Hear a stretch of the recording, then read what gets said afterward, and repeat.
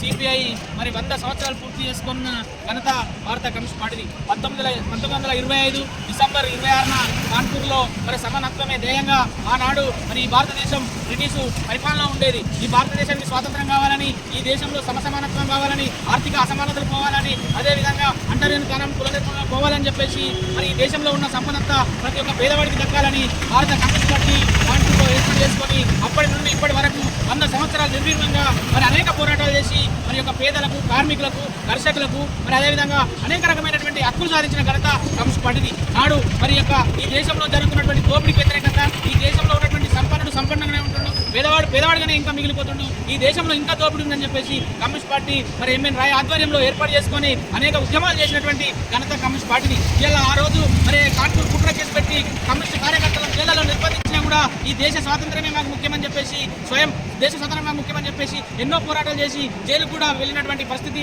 త్యాగాలు చేసిన వారి యొక్క త్యాగం మరి అమరాజ్యం. అదే కాకుండా ఈ తెలంగాణ ప్రాంతంలో నైజాం రాచరిక ప్రభుత్వాన్ని గద్దదించడంలో మరి కీలక పాత్ర పోషించింది కమ్యూనిస్టులే. ఈ తెలంగాణలో మరి వెట్టికి వ్యతిరేకంగా, దొరలకు వ్యతిరేకంగా, రాచరిక వ్యవస్థకు వ్యతిరేకంగా మరి ఆనాడు ఆరుట్ల కమలాదేవి, బద్దం ఎల్లారెడ్డి, ముజ్జుం మొహిద్దీన్, దొడ్డి కొమరయ్య లాంటి ఎంతో మంది మరి కమ్యూనిస్టు నాయకులు మరి దొరలకు వ్యతిరేకంగా, గుండాలకు వ్యతిరేకంగా, కిస్తూరు రామరెడ్డికి వ్యతిరేకంగా మరి సాకలైలకమ్మ నిరోచిత పోరాటం చేసి దున్నేవాడికే భూమి కావాలని చెప్పేసి భూమి కోసం మరి యొక్క అనేక భూమి కోసం పోరాటం చేసింది సాకలైలమ్మ.